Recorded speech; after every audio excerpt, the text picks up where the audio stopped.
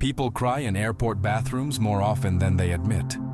Sometimes because they lost someone, sometimes because they lost themselves. A few feet away, strangers keep scrolling through footage of cities burning, forests collapsing, children covered in dust after another building falls. No one pauses. No one trembles. The screen moves on before the heart pod catch up. That silent mismatch between what happens and what we feel is the doorway to one of the darkest ideas ever written. The future will not be better. According to Günther Anders, it will be worse, because our machines have outrun our moral imagination, and we can no longer keep pace with the things we create. This is not a prophecy. It is already visible. People streaming a bombing in real time while waiting for their morning coffee. Parents filming their children's tears instead of comforting them. Entire communities losing their homes to floods, and the world reacting with a brief emoji before heading to lunch. We are not monsters, yet we behave as if we are rehearsing for a world where feeling becomes an outdated function. Anders warned that the greatest danger is not technology itself, but the shrinking of the human being, the slow erosion of our ability to sense the weight of our actions. We are smaller than ourselves, he wrote, meaning that our inventions stretch into dimensions our conscience no longer reaches. We produce consequences we cannot imagine, and therefore cannot fear. This is the crack where the future rots. When we can destroy more than we can emotionally understand, responsibility dissolves. Suffering becomes data. Tragedy becomes entertainment. The human being becomes the weakest component in a system built to ignore him. The uncomfortable truth is simple. If you look around with honest eyes, Anders is not exaggerating. We have people who feel nothing while watching unbearable things. We have leaders who treat irreversible damage as numbers on a spreadsheet. We have societies that grow impatient with anything that does not behave like a perfectly predictable machine.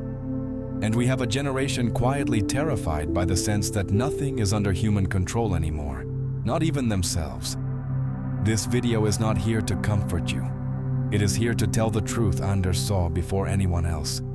The world we are building is outgrowing us.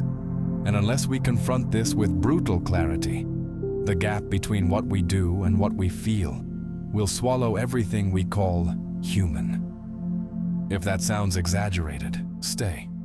By the end, you will understand that the real exaggeration was believing the future would get better on its own. Some nights, people fall asleep with the television still showing footage of a distant catastrophe.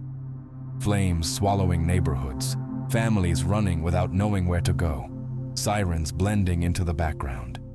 And as sleep takes over, the horror keeps playing for no one. The screen stays awake, the conscience does not. That small, almost invisible disconnection is the crack Günther Anders spent a lifetime exposing. We create events that exceed the emotional bandwidth of human beings. The world acts at a scale the heart cannot track. Anders called this fracture the Promethean disparity, the abyss between what humans are capable of producing and what they are capable of imagining responsibly. He wrote, "We are no longer equal to ourselves," and the phrase is not poetic, it is diagnostic. Our inventions have stretched the perimeter of our power far beyond the edges of our moral imagination. We do more than we can comprehend, and comprehension is the only thing that ever anchored responsibility. This is why a drone operator can end a life at sunrise and grocery shop at noon without feeling torn in half. It is not evil, it is mismatch.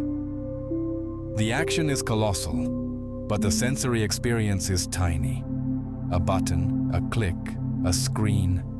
The event becomes abstract before it even becomes real. The person executing it cannot feel the weight, not because they refuse, but because the structure does not allow it. Anders anticipated this with frightening clarity. He warned that the modern human is too small for his deeds, meaning that the scale of what we do has outgrown the brain's ability to picture consequences.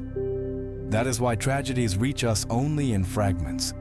why we process disaster in pixels rather than tears, why people hear about thousands of deaths and feel less than when they misplace their phone. The measurements of the world have changed, but our emotional instruments have not. This is not a psychological flaw, it is a structural fact. Our technologies accelerate the chain between cause and effect to such a degree that the mind cannot keep up. A decision made in an office in one country can destroy the life of someone who will never know that office existed. The responsible party never sees the result. The victim never sees the source. Both remain trapped in a world where consequences travel faster than meaning. To defend ourselves from an overload we can't metabolize, we compress everything into something consumable. War becomes a thumbnail. Floods become a headline. Grief becomes a notification. This is not apathy, it is survival. But it comes at a cost. Once we shrink the world to fit our shrinking capacity, the world's suffering loses its urgency. The distance between our power and our sensitivity widens. That widening is not harmless. It is the root of a new kind of blindness, the blindness of scale. We no longer fail to act because we lack information. We fail because the information is too large to feel. Anders insisted that our capacity to produce surpasses our capacity to anticipate. A statement that leaves no escape route for those who claim progress will solve the problem. Progress accelerates production. It does not amplify conscience. The evidence surrounds us. Scientists warn about ecosystems collapsing, yet the warnings dissolve into routine. Humanitarian disasters multiply, but each new one feels like an echo of the last. The emotional circuits saturate, and saturation numbs. This numbness is not a choice. It is a consequence of the disparity. Humanity built mechanisms capable of shifting the fate of millions, but did not develop the internal architecture required to feel responsible for those millions. That is why Anders rejected optimism that relies on technology itself to guide us. If machines evolve faster than moral imagination, the result is predetermined. The future does not worsen because humans become cruel. It worsens because humans remain emotionally static while their powers inflate without limit. Once you recognize this, the debate ends. There is no coherent counter-argument. No one can claim that the human mind has evolved at the same speed as the technologies it commands. No one can argue that our ability to feel the consequences of our actions has kept pace with the magnitude of those actions. The evidence is written into every humanitarian crisis that the world observe with a detached half-second of attention before moving on. This is the heart of Anders's warning. Humanity is not defeated by malice, but by disproportionality. The destruction of the human begins the moment our creations outgrow our ability to reflect on them. And that moment, as you can already sense, is no longer theoretical. Here is the paradox. The more powerful our systems become, the less tolerable the human being appears inside them. Efficiency rises, and with it, impatience with everything that cannot be optimized. The result is quietly brutal. The human is not merely imperfect, but treated as if it were the main obstacle to a world that wants to function like a flawless machine. Günther Anders formulates this with unsettling precision in The Obsolescence of Man. For him, the issue is not that devices are becoming like us, but that we are being measured against them and found wanting. Machines are exact, calculable, tireless. We are inconsistent, distractible, mortal. Under a technological standard, the machine is not just different, it is superior. This silently converts the human from creator to malfunction. Once that reversal is accepted, everything follows with cold logic. If the machine is the norm, then the human is the deviation. If the production line, the algorithm, the automated system is the measure of rationality, then emotions, pauses, doubts, and ethical hesitations appear as bugs. Anders notes that we begin to feel ashamed of not being as exact as our apparatuses. Shame is not a side effect. It is evidence that the hierarchy has flipped. Contemporary reality confirms the structure. Workplaces speak of human resources as if people were components. Software monitors productivity second by second. The ideal worker is one who behaves as an extension of the system, always available, never inconsistent, never opaque. Fatigue, grief, illness, or simple slowness are framed as failures. From the standpoint of the system, the most humane traits are the least desirable. This is not merely a sociological observation. It is a philosophical redefinition of value. Traditionally, technique was supposed to serve the human. In Anders's analysis, technique has become the criterion against which the human is judged. What cannot be quantified is pushed to the margins. What cannot be predicted is treated as risk. What cannot be reproduced is downgraded. In such a world, personhood is not a dignity, but a technical limitation. Anders pushes the diagnosis further. He speaks of the worldlessness of modern humans, meaning that we no longer truly inhabit a shared, meaningful world, but rather a network of systems that require functions, not persons. The human being is tolerated only insofar as it mimics the behavior of its devices. Fast, smooth, efficient. The more we adapt to this, the more obsolete the original human form appears. We are pressured to become what we are not, in order to justify our place among what we have built. Any attempt to deny this faces a crushing problem. If someone insists that the human is still central, the question is immediate. Central according to which metric? Not economic productivity, not technical precision, not speed.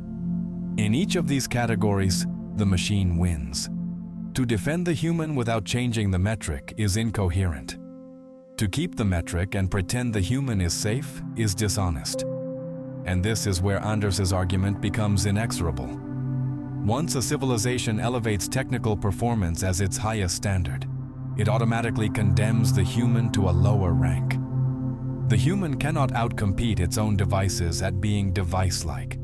Under the rule of the machine, the human can only lose. The conclusion is as simple as it is devastating. In a world calibrated for perfect apparatuses, the human being is not just outdated, it is structurally out of place. We search for meaning with desperation, yet most of what surrounds us feels hollow. The human being craves depth, but the world delivers surfaces. That collision produces a strange condition. We feel the weight of our lives most intensely at the exact moment the world becomes most indifferent to them. It is not a psychological quirk. It is an existential contradiction carved into modern life. Philosophers sensed this long before the digital age. Camus wrote that the world itself is not reasonable, pointing to a universe that offers no inherent meaning, yet demands human beings who cannot survive without it. Anders radicalizes this by arguing that our era not only fails to give meaning, but actively dilutes it. In The Obsolescence of Man, he notes that reality reaches us in fragments so thin that they no longer touch the core of our existence. The problem is not just the absence of meaning, it is the erosion of our ability to feel connected to the world at all. You can see this erosion in ordinary moments.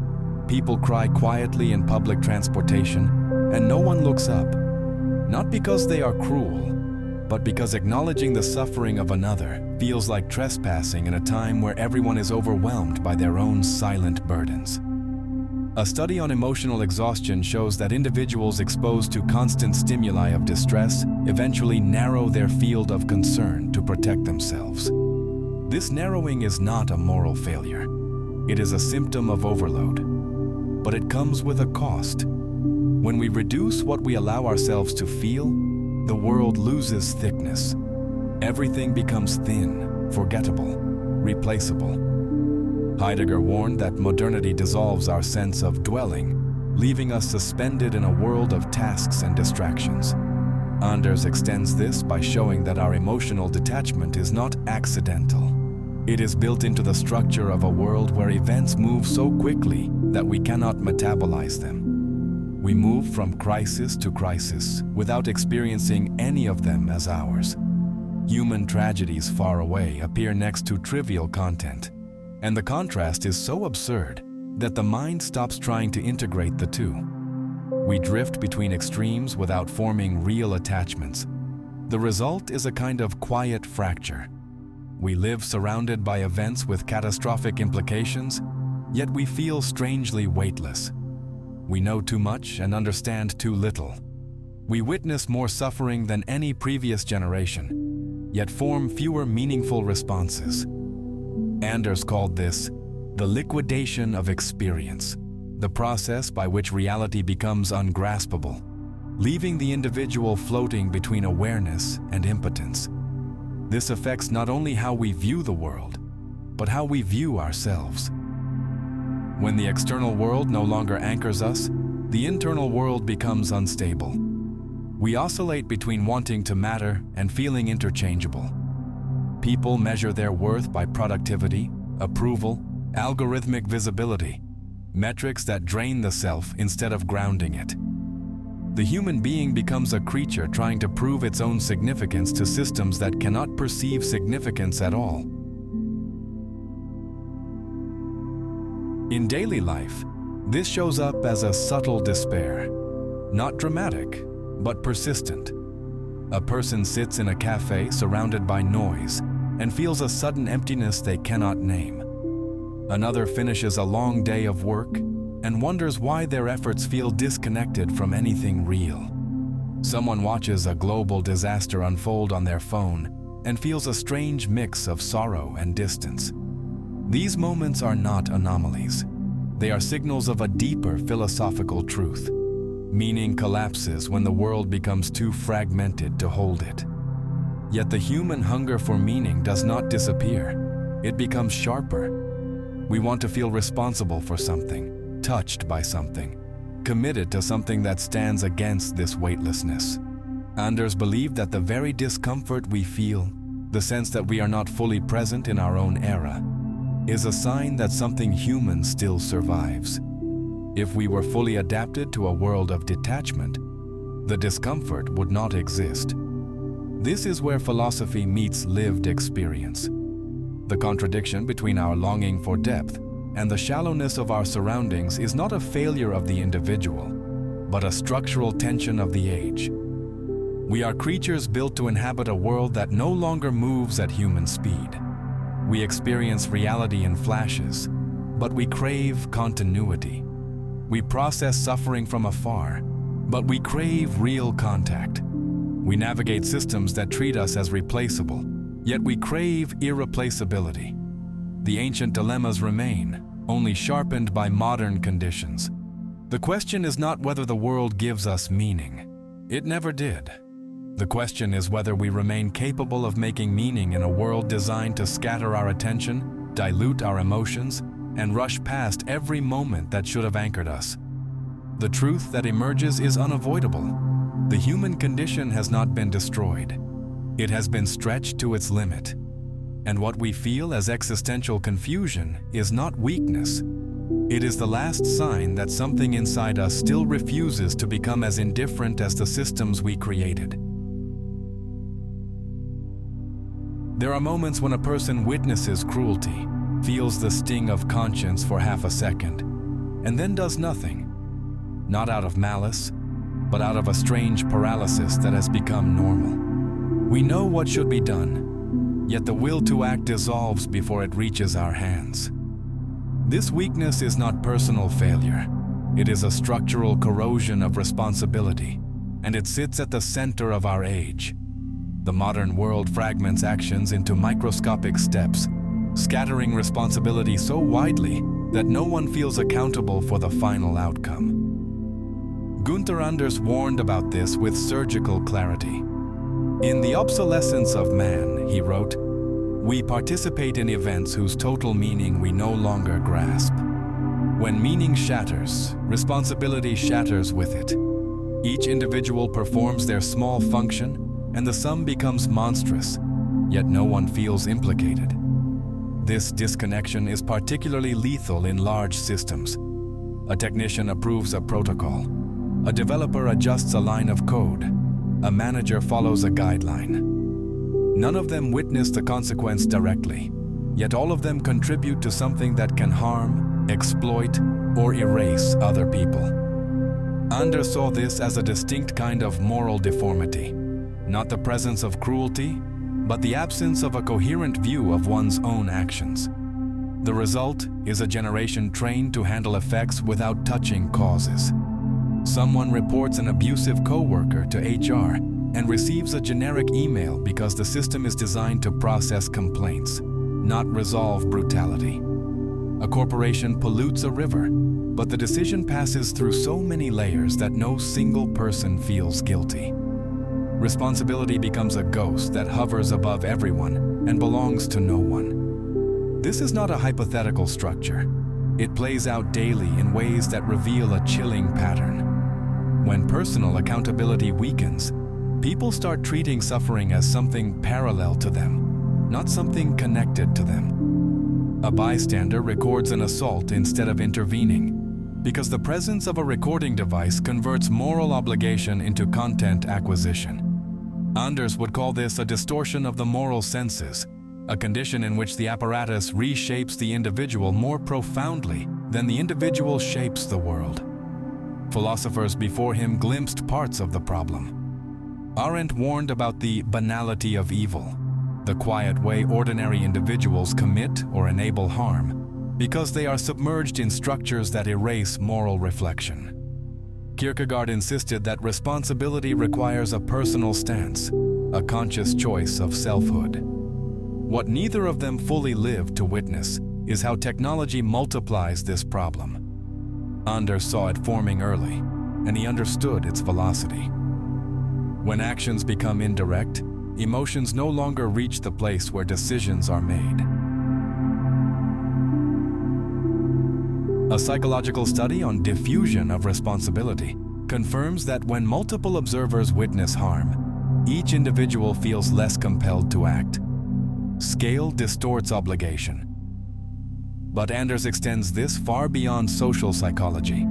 For him, responsibility collapses not because others are present, but because modern systems engineer distance. Distance between decision and consequence, between actor and victim, between knowledge and feeling. This distance is not accidental, it is structural, and once it exists, moral paralysis becomes predictable. In everyday life, this paralysis manifests in subtle ways.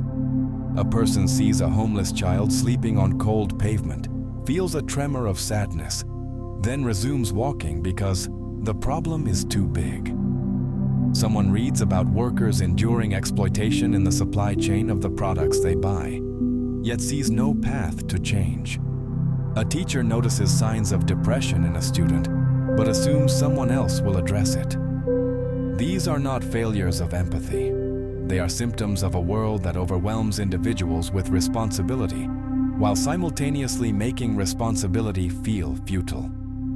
Anders' most frightening insight is that a society can reach a stage where responsibility becomes technically impossible. When the chain between cause and effect stretches across continents and years, no individual can carry the total burden. The structure absorbs the guilt and dissolves it. The system harms, but the system cannot feel remorse. The individuals inside it feel too small to claim the consequences as theirs. This is why denial is impossible. No counterargument can dismantle Anders' logic. If responsibility requires understanding, and our systems operate at scales beyond human comprehension, then responsibility collapses by necessity. If moral action requires proximity, and proximity has been annihilated, then moral action becomes rare, not because humans are immoral, but because the architecture of modern life suffocates it. The truth is merciless. A world that fragments responsibility does not produce harmless citizens. It produces harmless consciences. And once the conscience is harmless, the damage it permits is unlimited.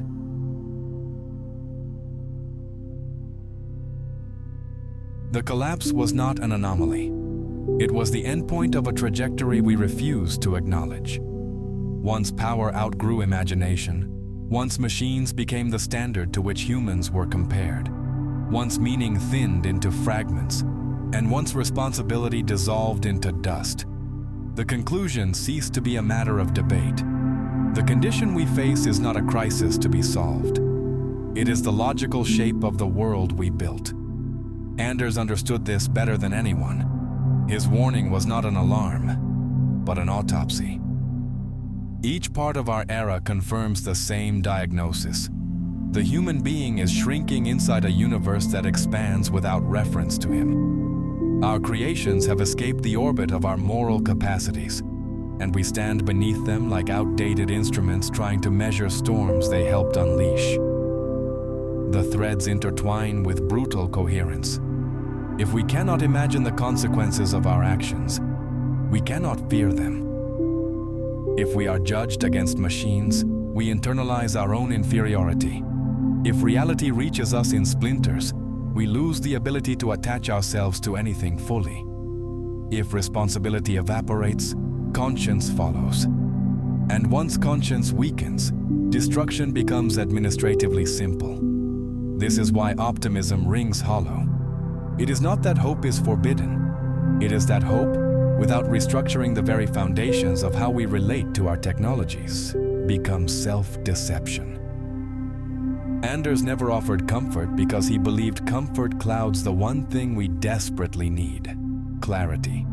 And clarity demands accepting that the future does not worsen by accident. It worsens because every mechanism of our time pushes in the same direction. A system that accelerates faster than human conscience cannot lead to anything but a world increasingly indifferent to human limits. No counter-argument survives this logic. To deny it is to deny the evidence written into every corner of modern experience. Not the spectacular tragedies, but the quiet ones. The isolation that thickens, the numbness that spreads, the sense that life is happening at a distance, even when it is happening to us. Anders once wrote, "We are capable of producing more than we can ever answer for." That sentence is the hinge on which everything turns. It is the truth we tried not to see, the truth that now stands unavoidable. The final realization is merciless in its simplicity. The future becomes worse not because humanity fails, but because humanity is no longer the measure of the world it inhabits. And when the world no longer measures itself by the human becomes expendable. What remains is silence, not of peace, but of recognition. Every era believes it is prepared for what comes next, until reality proves otherwise. What we are living now is not simply technological change. It is a shift in the weight of what it means to be human. Our tools grow stronger while our sense of responsibility grows thinner. Our powers multiply while our ability to carry their consequences collapses. And in that widening gap, something essential is slipping through our fingers. But the fact that you reach the end of this reflection says something powerful about you.